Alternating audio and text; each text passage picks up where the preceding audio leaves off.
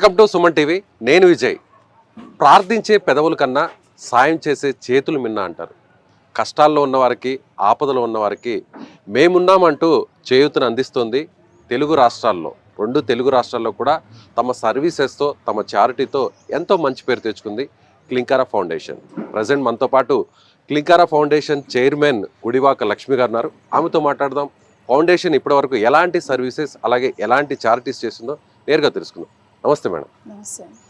అసలు ఈ ఫౌండేషన్ ఏర్పాటు చేయడానికి ప్రధాన రీజన్ ఏంటంటే, చిన్నప్పటి నుంచి నాకు సోషల్ సర్వీస్ అంటే చాలా ఇంట్రెస్ట్ ఉండేది. సో ఏంటంటే ఆ ఇంట్రెస్ట్తోనే నేను జాబ్ చేసినప్పుడు కూడా నాకు వీలైనంత సహాయం చేస్తూ ఉండేదాన్ని. బట్ నాకేంటంటే ఒక ఫౌండేషన్ పెట్టాలని ఒక కోరిక ఉండేది.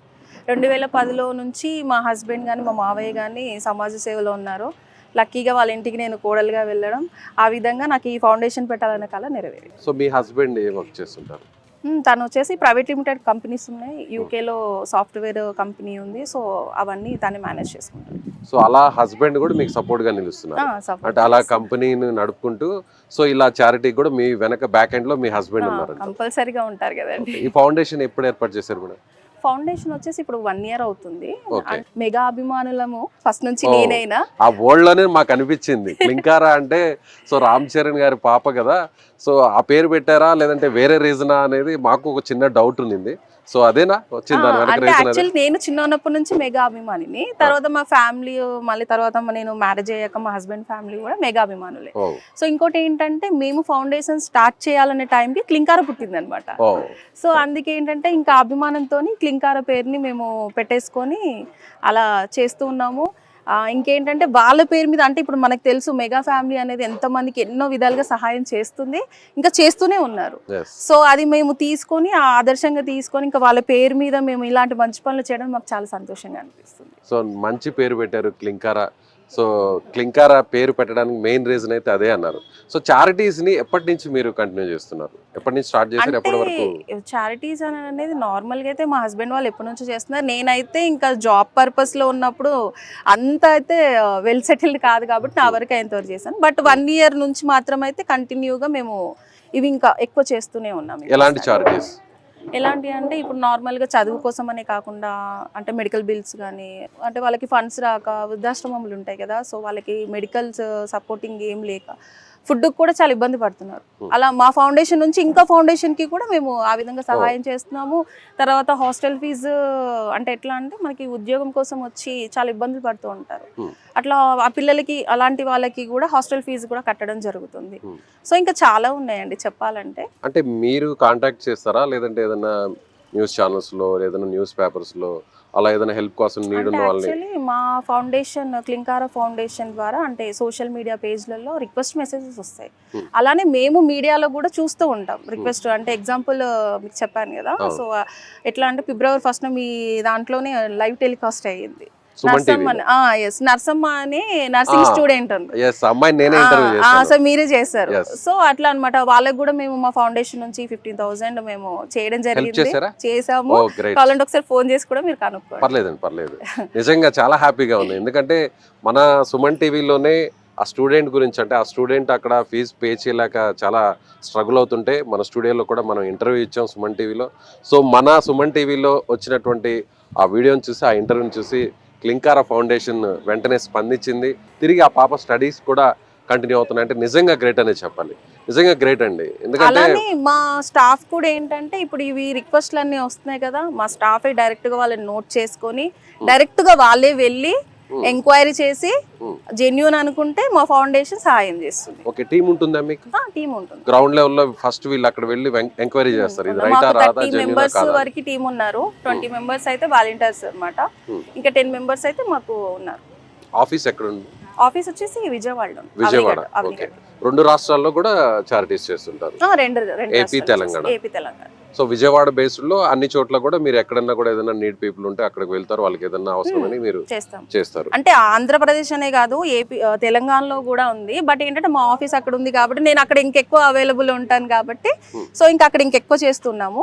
ఇక్కడైనా మాకు రిక్వెస్ట్ రాగానే దూరం దగ్గర అని ఏమి ఉండదు. మా మేనేజర్ ఉంటారు, వాళ్ళు కూడా వెళ్ళి చూసుకుంటారు. అట్లా ప్రాబ్లం ఏం లేదు. ఎక్కడ ప్రాబ్లం ఉన్నా కానీ మా వాళ్ళు వెళ్ళి చేస్తారు. జనరల్ గా ఏదన్నా సేవా కార్యక్రమాలన్నా, స్వచ్ఛంద సేవా సంస్థలన్నా, ఇలాంటి ఏదన్నా సహాయ కార్యక్రమాలు చేస్తున్నారంటే వాళ్ళు పెద్దవాళ్ళు అయి ఉండొచ్చు, అంటే బిజినెస్ అంతా కంప్లీట్ అయిపోయి జాబ్ అంతా కూడా పూర్తి అయిపోయిన తర్వాత సో ఈ ఓల్డ్ ఏజ్ లో కొంతమందికి సాయం చేయాలి, సంపాదించిన చాలు, ఉన్న దాంట్లో కొంత పేదలకు ఇద్దాం, అవసరమైన వారికి కూడా కొంత చేయూతనెత్తు ఉంటుంటారు.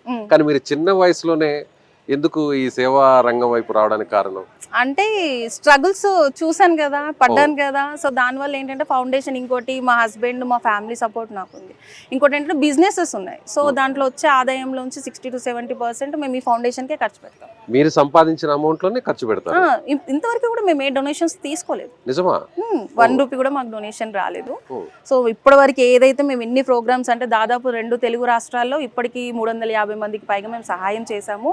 ఇంకా అంటే కంటిన్యూగా ఒకటేసారని కాదు, ఎవ్రీ మంత్ కొన్ని మెడిసిన్స్ అంటే ఇట్లా మెడికల్స్ సంబంధించి కూడా మెడిసిన్స్ ఎవ్రీ మంత్ వెళ్తూనే ఉంటాయి వాళ్ళకి, ఒక్కసారి అనేది కాదు, ఎవ్రీ మంత్ చేస్తూనే ఉంటాం. ఇలా చాలా చేస్తున్నాం. దానికి సపోర్ట్ మా ఫ్యామిలీనే, మెయిన్గా మా హస్బెండ్ అయితే చాలా వాళ్ళ సపోర్ట్ వల్లనే ఇంత చేయడానికి నాకు సాధ్యమైంది. అంటే పర్టికులర్గా స్టూడెంట్స్ కానీ హెల్ప్ చేస్తారా, లేదంటే ఓల్డ్ ఏజ్ పర్సన్స్గా, లేదంటే ఏదన్నా ఫైనాన్షియల్ సపోర్ట్ నీడ్ ఉన్న వాళ్ళకి హెల్ప్ చేస్తారా? ప్రతి ఒక్కరికి. కానీ ఏంటంటే చదువు అనేది ఎక్కువగా, ఎందుకంటే ఒక దీపం 1000 దీపాలను వెలిగిస్తుందని తెలుసు. అలానే ఇప్పుడు విద్య అనేది ఎంత కాస్ట్లీ అయిపోయిందో కూడా తెలుసు. చాలా మందికి తమ పిల్లల్ని చదివించుకోవాలని చాలా ఆశగా ఉంటుంది, కానీ ఆ ఫైనాన్షియల్ స్టేటస్ బాగాలేక ఇబ్బంది పడుతుంటారు. సో అలాంటి వాళ్ళకి కూడా మేము హెల్ప్ చేయడం జరుగుతుంది. ఓకే, వాళ్ళకి నెక్స్ట్ కూడా చదివించుకోగలను ఓకే అనుకుంటే కంటిన్యూ చేస్తున్నారు. లేదు అని అంటే మేమే వాళ్ళని ప్రభుత్వ పాఠశాలల్లో లేదంటే ప్రభుత్వ కాలేజీలలో మేము జాయిన్ చేయడం కూడా జరుగుతుంది. సో ఇప్పుడు ఒకవేళ ఏదన్నా నిజంగా అంటే అవసరం ఉండి మీరు అన్నట్టు ఏదైనా చదువుకోలేక ఫీజులు పే చేయలేక ఇబ్బంది పడుతున్న వాళ్ళు మిమ్మల్ని డైరెక్ట్ గా కాంటాక్ట్ చేస్తే మీరు హెల్ప్ చేయడానికి సిద్ధంగా ఉంటారా? చేస్తాం. ఎలాంటి వారికైనా ఎవరికైనా చేస్తాం. First priority education. Education. Okay. So అందుకని చెప్పేసి ఎక్కువగా అది, బట్ అన్ని విధాలుగా నేను సహాయం చేస్తాను. అదొక్కటనే కాదు, ఫౌండేషన్ అన్ని విధాలుగా. ఇప్పుడు రీసెంట్గా ఈ మధ్య కొన్ని ఇష్యూస్ అయినాయి. ఏంటంటే జాబ్ కోసం ఎక్కడెక్కడ నుంచి సిటీస్కి వస్తున్నారు, వచ్చి వాళ్ళకి జాబ్ టైంకి దొరకక ఇబ్బందులు పడుతూ హాస్టల్ ఫీజు కట్టుకోలేక ఇంటి వాళ్ళ దగ్గరికి ఇంట్లో వాళ్ళకి చెప్పుకోలేక అలాంటి వాళ్ళు కూడా ఉన్నారు. వాళ్ళు మాకు కాంటాక్ట్ అయ్యారు డైరెక్ట్. ఒక పర్సన్ అయితే మాకు నైట్ 10 o'clockకి మాకు ఫోన్ చేశారు. ఇమీడియట్గా అప్పుడే వాళ్ళకి హాస్టల్ ఫీజు కట్టేసి మళ్ళీ తర్వాత తనకు కావాల్సిన ఖర్చులకు కూడా మేము అమౌంట్ సెండ్ చేసాం. సపోర్టింగ్గా ఉంటారు. అంటే అలా నిజంగా కష్టంలో ఉన్న వాళ్ళకి మీరు హెల్ప్ చేయడం వల్ల నిజంగా వాళ్ళు చాలా హ్యాపీగా ఫీల్ అవుతారు. ఒక లైఫ్లో కూడా మీరు అన్నట్టు సెటిల్ అవుతారు. అంటే ఎడ్యుకేషన్ కావచ్చు, లేదా మీరు అన్నట్టు హాస్టల్ కావచ్చు, కాలేజ్ ఫీజు కావచ్చు, ఇలా లేదా మెడికల్ సపోర్ట్ కావచ్చు, ఇలా అలా వాళ్ళ కళ్ళల్లో చూసినప్పుడు మీకు ఏమనిపిస్తుంది మేడం? నిజంగా నాకు ఇంకొక చిన్న బాధ కూడా ఉంది. ఏంటంటే మేము సంపాదిస్తున్న దాంట్లో కొంతమందికి అంటే చాలా రిక్వెస్ట్లు వస్తున్నాయి, చాలా ఇప్పటికి ఇంకా పెండింగ్ ఉన్నాయి. కానీ మాకు సహాయం అంటే మాకు తోచినంత వరకు మేము కొంతమందికే చేస్తున్నాము. ఇంకా అది నాకు సరిపోవట్లేదు. ఇంకా వచ్చిన వాళ్ళందరికీ ఇంకా మేము చేయాలి అని చెప్పేసి మాకు ఒక ఆలోచన ఉంది. సో అందుకే ఎవరైనా సరే ఇంకా డొనేషన్స్ ఎవరైనా ఈ వీడియోతోనో లేకపోతే ఎవరికైనా చేయాలంటే, ఇప్పుడు బిజీ లైఫ్లో ఏమైపోయింది అంటే ఎవరు పట్టించుకోవట్లేదు, ఎవరి పనులు వాళ్ళకి అయిపోయినాయి. కొంతమందికి సహాయం చేయాలని ఉంటుంది కానీ చేయలేకపోతున్నాం. సో అందుకే ఎవరైనా సరే ఈ వీడియో చూసైనా సరే లేదంటే ఎవరికైనా సహాయం చేయాలనుకుంటే కంపల్సరీగా క్లింకారా ఫౌండేషన్కి మీరు డైరెక్ట్ వచ్చి కూడా క్లింకారా ఫౌండేషన్ నుంచి కూడా హెల్ప్ చేయొచ్చు. నిజంగా అవసరం ఉన్న పీపుల్కి, వాళ్ళకి, అలాగే ఎవరైతే హెల్ప్ చేయాలనుకుంటున్నారో అలాగే ఎవరికైతే అవసరం ఉందో ఆ ఇద్దరికి మధ్య మీరు ఒక బ్రిడ్జ్ లా ఉంటుందా క్లింకారా ఫౌండేషన్? కంపల్సరీగా ఉంటుంది. ఎనీ టైం ఎప్పుడైనా సరే మీరు అర్ధరాత్రి కాల్ చేసినా సరే మా మేనేజర్ నెంబర్ ఉంటుంది. మా మేనేజర్కి చెప్పిన తను ఇమీడియట్గా రెస్పాండ్ అవుతారు, లేకపోతే నాకు చెప్పినా నేను ఇమీడియట్గా రెస్పాండ్ అవుతాను. అందరినీ కాకుండా కేవలం క్లింకారా ఫౌండేషన్నే సంప్రదించాలి అని ఎందుకు చెప్తారు? అంటే మేము ఆలోచించాం ఫస్ట్ ఆఫ్ ఆల్. అంటే కొంతమందికి టైం ఇస్తారు, వస్తాము చేస్తాము అని అంట. మేము అలా కాదు. ఏంటంటే ఇమ్మీడియట్లీగా వాళ్ళు ప్రాబ్లం ఉంటేనే మాకు సంప్రదిస్తారు వాళ్ళు. సో ఏంటంటే వాళ్ళు ఎలాంటి సిచ్యువేషన్లో ఉన్నారు కూడా మనకు తెలియదు కదా. కాబట్టి అందుకే మాకు స్టాఫ్ కూడా ఉన్నారు. కాబట్టి మేము అవైలబుల్లో లేకపోయినా మా స్టాఫ్నైనా సరే మా మేనేజర్నైనా సరే నేను పంపించి అదేంటనేది మేము అక్కడ క్లియర్ చేసేస్తాం ప్రాబ్లం. మీరు ఇందాక ఒక మాట అన్నారు లక్ష్మి గారు, చిన్నప్పటి నుంచి నేను చాలా కష్టాలు ఎదుర్కొన్నాను కాబట్టి ఆ పెయిన్ ఏంటో నాకు తెలుసు, అందుకే ఇలా సేవ చేయాలని ఈ చిన్న వయసులోనే ముందుకు వచ్చాను, మా వారు మా మామగారు నాకు సపోర్టింగ్ గా నిలిచారు అన్నారు. ఏంటి ఆ కష్టాలు ఒకసారి చెప్పడానికి ఏమన్నా? కష్టాలు అంటే ఏంటంటే చాలా మందికి, అంటే ఈ విషయం చెప్పొచ్చో చెప్పకూడదో తెలియదు, చాలా మందికి ఏంటంటే పిల్లలకి తల్లిదండ్రులు సపోర్ట్ ఉంటుంది. బట్ ఏంటంటే మా మమ్మీ 2013లోనే చనిపోయారు హెల్త్ ఇష్యూ వల్ల. సో అక్కడ నేను చాలా ప్రాబ్లమ్స్ ఫేస్ చేశాను. ఇంకోటి ఏంటంటే మా ఫాదర్ కూడా ఏంటంటే డ్రింక్ కొంచెం హ్యాబిట్ ఉండేది. సో ఏంటంటే ఇక ఆ స్ట్రగుల్స్ నేను దగ్గరుండి చూశాను. ఎక్కువగా అంటే మేబీ నాకు బాగా చదవాలను, నేను డిగ్రీతోనే ఆపేశాను అనమాట. ఆ డిగ్రీ కూడా జాబ్ చేసుకుంటూ ఒక స్కూల్లో ఫస్ట్ నేను టీచర్గా స్టార్ట్ చేశాను. అది టీచర్గా జాబ్ చేసుకుంటూ నేను డిగ్రీ కంప్లీట్ చేశాను అనమాట. తర్వాత మా మమ్మీకి కొన్ని హెల్త్ ఇష్యూస్ వల్ల అవడం వల్ల తనకి పెరాలసిస్ వచ్చింది. సో నేను దగ్గరుండి అన్ని చూశాను కాబట్టి నాకు ఏ సపోర్ట్ లేకుండా నేను ఎంతగా బాధపడ్డానో నాకు తెలుసు. అందుకే నాకు ఆ టైంలో ఎవరు సపోర్ట్ లేదు, కనీసం నేనన్నా ఇలా ఉండి నాకు ఆ పెయిన్ ఏంటో తెలుసు కాబట్టి అలాంటి వాళ్ళకి నేను నా తోచినంత సహాయం నేను చేయాలని చెప్పేసి మెయిన్ రీజన్ నేను అదే తీసుకున్నానండి. నిజంగా ప్రతి ఒక్కరికి అంటే హెల్ప్ చేయాలంటే అందరూ కూడా చేయాలనే మనసు ఉంటుంది, కానీ ఆ పెయిన్ భరించిన వాళ్ళకే నిజంగా అవసరం ఎంత వాల్యూ అనేది తెలుస్తుంది. నిజంగా మీరు ఆ కష్టాలు పడ్డారు కాబట్టి సో అందుకనే ఈ చిన్న వయసులోనే మీరు సంపాదించిన దాంట్లో కొంత అమౌంట్ని ఇతరులకు ఇవ్వాలని డిసైడ్ అయ్యారు. మీరు ఆ మాట చెప్పంగానే ఫ్యామిలీ కొంత ఆలోచిస్తారు, ఏముంది సంపాదిస్తాం, మనకు బాగా ఎక్కువైపోయింది, లేదు పిల్లలకు కూడా ఇంకా బాగా ఎక్కువైపోయింది, తరతరాలకి సరిపడా ఉంది, తర్వాత చూద్దాంలే అని ఒక 10% 5% ఖర్చు పెడుతుంటారు. కానీ మీరు 60 to 70% ఖర్చు పెడుతున్నారంటే ఇది నిజంగా నమ్మే మాటేనంటారా? నమ్మాలి అండి. ఎందుకంటే మా హస్బెండ్ ఆల్రెడీ మా మావయ్య ఇదే ఫీల్డ్లో అంటే ఇదే సమాజ సేవలో ఉన్నారు. వాళ్ళు ఎప్పటి నుంచో చేస్తున్నారు. మీకు మ్యారేజ్ కాకముందు నుంచి వాళ్ళు ఎప్పటి నుంచో 2010లో నుంచే చేస్తున్నారు. సో వాళ్ళకి తెలుసు, అందుకే ఈ మాట తొందరగా అనరు అనమాట. అంటే ఆస్తులు వెనకకేసుకోవాలి అవన్నీ కాదు. ఆస్తులు ఏముంటాయండి, మనం వెళ్ళిపోయాక ఉంటాయా? రావు కదా, బతుకున్నప్పుడే కదా ఏదన్నా. సో అందుకే అని చెప్పేసి సహాయం చేయాలని వాళ్ళకి మొదటి నుంచి ఉంది. దానికి తోడు నా కోరిక వాళ్ళకి ఇంకొకటి అయ్యిందనమాట. అంటే నార్మల్గా ఎట్లా అంటే మా మావయ్య ఊర్లో కొంచెం పెద్ద అనమాట. సో ఏంటంటే ఏ ఫౌండేషన్ కూడా ఏం లేకుండా డైరెక్ట్ వచ్చి అడగడము, హెల్ప్ చేయడం అలా చేస్తుండే. సో దానికి ఒక పేరు అనేది ఉండాలి అని చెప్పేసి, ఎందుకంటే ఇప్పుడు ఊరు వరకే చేస్తాము, లేకపోతే ఆ జిల్లా వరకే అక్కడ వరకే చేస్తాము, మళ్ళీ పక్కన రాష్ట్రాలకు తెలియాలంటే కష్టం కదా. సో అందుకని చెప్పేసి ఒక పేరు అనేది పెట్టుకొని దాని ద్వారా ఇంకా చాలా మందికి హెల్ప్ చేయాలని చెప్పేసి నేను ఫౌండేషన్ పెట్టడం కూడా జరిగింది. అంటే వ్యక్తిగతంగా సహాయం చేయడం వేరు, ఇలా ఒక వేదిక, ఒక ప్లాట్ఫామ్ అనేది రెడీ చేసుకుంటే ఎక్కువ మందికి చేయొచ్చు అనే ఆలోచనతోనే క్లింకార ఫౌండేషన్ పెట్టాను. ఏ ఊరు అన్నది మీ మామగారిది? అవనిగడ్డ అండి. అవనిగడ్డ. ఓకే. శివరామయ్య. ఓకే అండి. సో ప్రజెంట్ ఇక్కడ మనం నిల్చున్నాం, ఇది హైదరాబాద్ చుట్టుపక్కల ఉన్నటువంటి ఇబ్రహీంపట్నం ప్రాంతం. సో ఈ స్కూల్లో ఇప్పుడు ఈ కార్యక్రమాన్ని నిర్వహించడానికి ప్రధాన కారణం, ఈ కార్యక్రమం ఏంటి అసలు? అంటే నా చదువు స్టార్ట్ అయింది ఇందులోనేనండి. నేను ఇక్కడే చదువుకున్నా నేను. సో ఆ అభిమానంతో నా స్కూల్కి ఏదైనా చేయాలి, ఇది కూడా నా ఊరు అనమాట. నేను ఇక్కడే పుట్టి పెరిగాను, ఇదే స్కూల్లో చదువుకున్నాను కాబట్టి నా ఊరికి నా స్కూల్కి ఏదైనా ఒక చేయాలని ఉండేది. సో నాకు ఇది అనేది మొన్న అంటే కొంచెం నేను ఇక్కడికి హైదరాబాద్ వచ్చినప్పుడు నాకు తెలిసిందనమాట మా ఫ్రెండ్స్ ద్వారా, ఇలా నీడ్ ఉంది అని చెప్పేసి. సరే ఏ విధంగా అయితే ఏముంది, నాకు ఒక అవకాశం రావాలనుకున్నాను, నాకు అవకాశం వచ్చింది.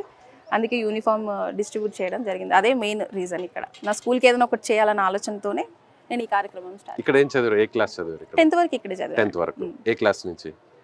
6th నుంచి. హై స్కూల్ అంతే ఇక్కడే. అప్పుడే కష్టాలు ఫేస్ చేశారు అంటే అప్పుడు అంటే కొంచెం పర్లేదు, బట్ 10th తర్వాత కొంచెం ఎక్కువైపోయాయి. రైట్. సో అందుకని ఈ స్కూల్లో ఇప్పుడు ఇక్కడ స్టూడెంట్గా ఉన్న లక్ష్మి గారు ఇప్పుడు నిజంగా ఒక ఫౌండేషన్ అధినేతగా సో 10 మందికి సాయం చేయాలనేటువంటి ఒక లక్ష్యంతో, ఒక పెద్ద లక్ష్యంతో, విశాల హృదయంతో ఇక్కడికి వచ్చారంటారు, అంతేనా? అంతే అండి. ఇంకోటి ఏంటంటే మాకు ఫ్యూచర్ ప్లాన్స్ కూడా ఉన్నాయి. ఇదనే కాదు, అంటే ఫ్రీగా అంబులెన్స్ సర్వీసెస్ ఏర్పాటు చేయాలని. మేజర్ సిటీస్లలో ముఖ్యంగా ఇప్పుడు ఎదుర్కొంటుంది ఏంటంటే చదువు కోసం బయట నుంచి వస్తున్నారు. బయట నుంచి వచ్చినప్పుడు ఏమవుతుంది అంటే ఉద్యోగం కోసం వచ్చి, చదువుకొని ఉద్యోగం కోసం వచ్చి ఎట్లా అంటే బాగా ఫేస్ చేస్తున్నారు, ఎక్కడ ఉండాలి ఏం తెలియక.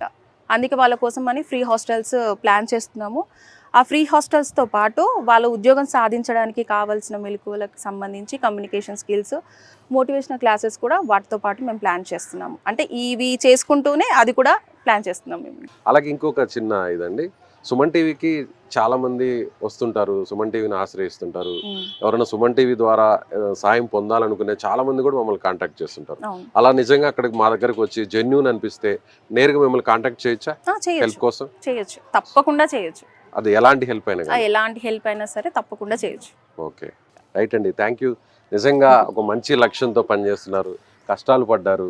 సో ఆ కష్టం విలువ ఏంటో మీకు తెలుసు కాబట్టి అలా కష్టపడే వారికి నిజంగా చేయూతనివ్వాలి, ఒక ఆపన్న హస్తాన్ని అందించాలని మీ క్లింకారా ఫౌండేషన్ ముందుకు రావడం, అందులో చిన్న వయసులోనే ఇంత పెద్ద నిర్ణయాన్ని మీరు తీసుకోవడం, ఇంత పెద్ద ఫౌండేషన్ కూడా మీరు నడపడం అనేది చాలా చాలా గ్రేట్. సుమన్ టీవీ కూడా సపోర్ట్గా ఉంటుంది. సుమన్ టీవీ కూడా మీ ఫౌండేషన్కి అవసరమైనటువంటి సహాయాన్ని అందించడానికి మేము కూడా సిద్ధంగా ఉంటాం మా వైపు నుంచి. థ్యాంక్ యూ అండి. అలానే క్లింకారా పుట్టినప్పుడే మేము ఇది స్టార్ట్ చేసాం కాబట్టి క్లింకారాతో పాటు మా ఫౌండేషన్ కూడా ఎదుగుతూ ఎంతో మందికి ఇప్పుడు చేసిన దానికంటే ఇంకెంతో మందికి హెల్ప్ చేయాలని కోరుకుంటున్నాము.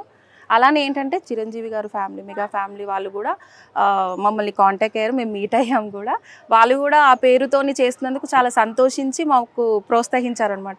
ఎనీ టైం అయినా సరే, ఏదన్నా సరే మాకు ఫోన్ చేయండి, మేము కూడా మీకు కావాల్సిన సహాయం చేస్తానని కూడా మాకు మాట ఇచ్చారు. సో మెగా సపోర్ట్ కూడా అయితే మీకు ఉందండి. థ్యాంక్ యూ థ్యాంక్ యూ అండి. Thank you so much. Right, చూసారుగా లక్ష్మి గారు తన చిన్నతనంలో ఎన్నో కష్టాలను అనుభవించారు. ఆ కష్టాల్లో నొప్పి తెలుసు కాబట్టే నిజంగా ఆపదలో ఉన్న వారికి అండగా నిలబడాలనేటువంటి ఒక ఏకైక లక్ష్యంతో క్లింకారా ఫౌండేషన్ ఏర్పాటు చేశారని చెప్తున్నారు. అలాగే క్లింకారా ఫౌండేషన్కు మెగా ఫ్యామిలీ సపోర్ట్ కూడా ఉంటుందని ఆమె అంటున్నారు. సో మీరు కూడా ఈ వీడియో చూస్తున్న వారందరూ కూడా ఎవరన్నా ఆపదలో ఉన్న వారికి సాయం చేయాలి అనేటువంటి ఒక పెద్ద మనసుంటే ఖచ్చితంగా క్లింకారా ఫౌండేషన్ సంప్రదించండి. వారి ద్వారా ఆపదలో ఉన్న వారికి అండగా నిలబడండి.